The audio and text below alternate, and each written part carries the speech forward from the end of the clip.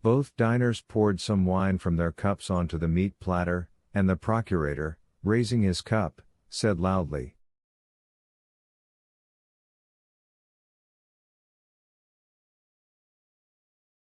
"For us, for thee, Caesar, Father of the Romans, best and dearest of men."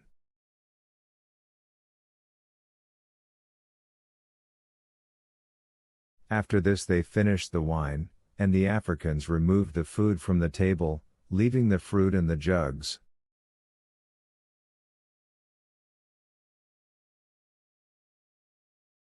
Again the procurator motioned for the servants to withdraw and remained alone with his guest under the colonnade.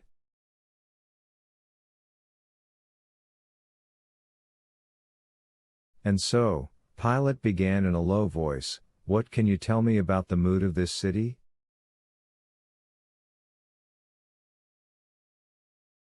He inadvertently turned his eyes to where the colonnades and flat roofs below, beyond the terraces of the garden, were drying out, gilded by the last rays.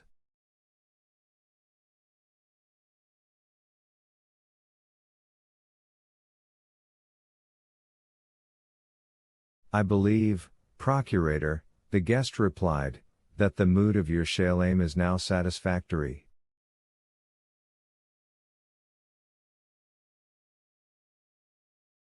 "So it can be guaranteed that there is no threat of further disorders?" "Only one thing can be guaranteed in this world," the guest replied, glancing tenderly at the procurator, "the power of great Caesar."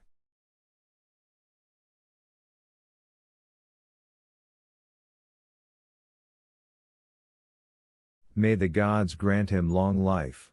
Pilate picked up at once, "and universal peace."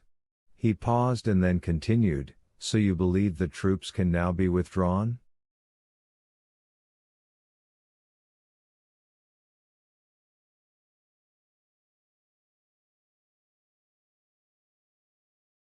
"I believe that the cohort of the Lightning Legion can go," the guest replied and added, "It would be good if it paraded through the city and farewell."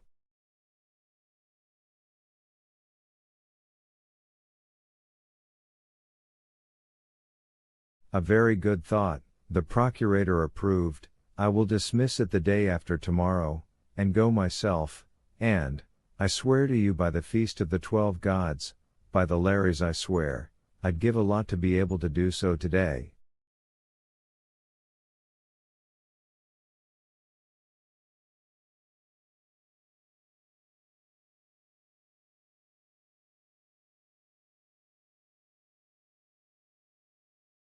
"The procurator doesn't like your Shalem?" the guest asked good-naturedly. "Good heavens," the procurator exclaimed, smiling, "there's no more hopeless place on earth."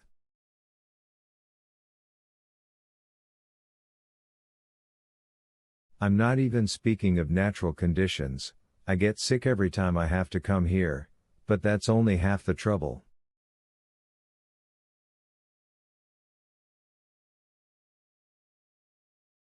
"But these feasts, magicians, sorcerers, wizards, these flocks of pilgrims, fanatics, fanatics."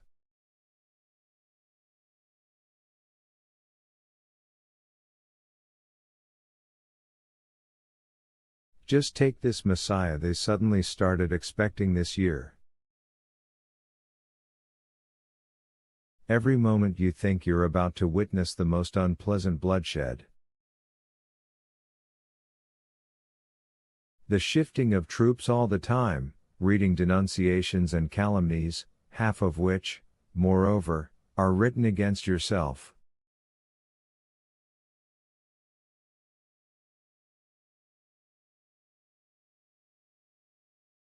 You must agree, it's boring. Oh, if it weren't for the imperial service.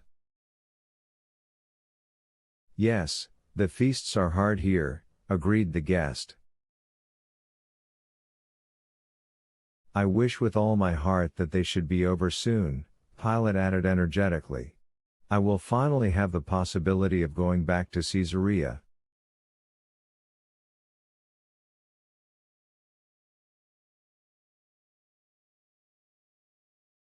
Believe me, this delirious construction of Herod's, the procurator waved his arm along the colonnade, to make clear that he was speaking of the palace, positively drives me out of my mind.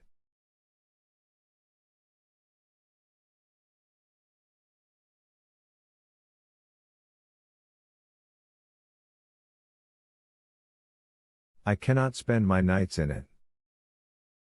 The world has never known a stranger architecture. Well, but let's get back to business. First of all, this cursed bar Robin, you're not worried about him? And here the guest sent his peculiar glance at the procurator's cheek. But the latter, frowning squeamishly, gazed into the distance with bored eyes, contemplating the part of the city that lay at his feet and was fading into the twilight.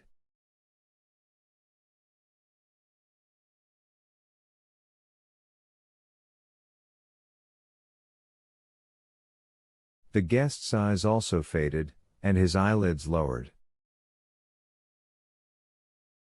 It may be supposed that Bar has now become as harmless as a lamb, the guest began to say, and wrinkles appeared on his round face. It would be awkward for him to rebel now.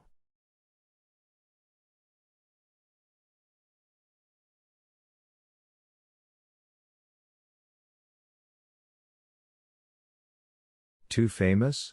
Pilate asked with a smirk. The procurator has subtly understood the problem, as always. But in any case, the procurator observed with concern, and the thin, long finger with the black stone of its ring was raised, there must be.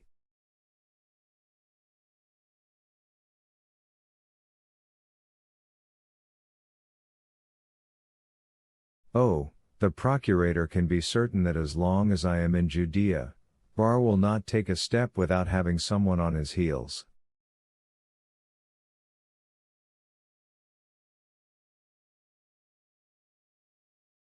Now I am at peace, as I always am, incidentally, when you are here. The procurator is too kind. And now I ask you to tell me about the execution, said the procurator.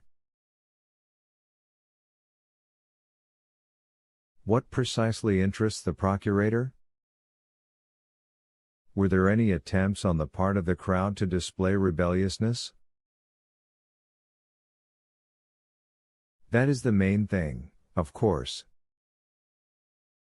None, replied the guest. Very good. Did you personally establish that death took place? The procurator may be certain of it. And tell me, were they given the drink before being hung on the posts?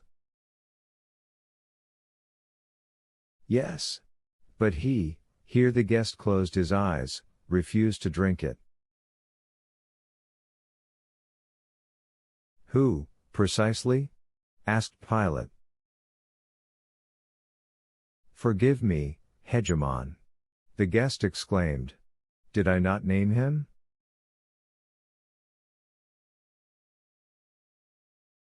Ha nosri. Madman. Said Pilate, grimacing for some reason. A little nerve began to twitch under his left eye. To die of sunburn. Why refuse what is offered by law? In what terms did he refuse it? He said, the guest answered, again closing his eyes, that he was grateful and laid no blame for the taking of his life.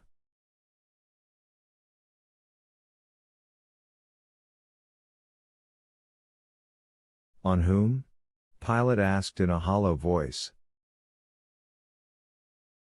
That he did not say, hegemon. Did he try to preach anything in the soldiers' presence?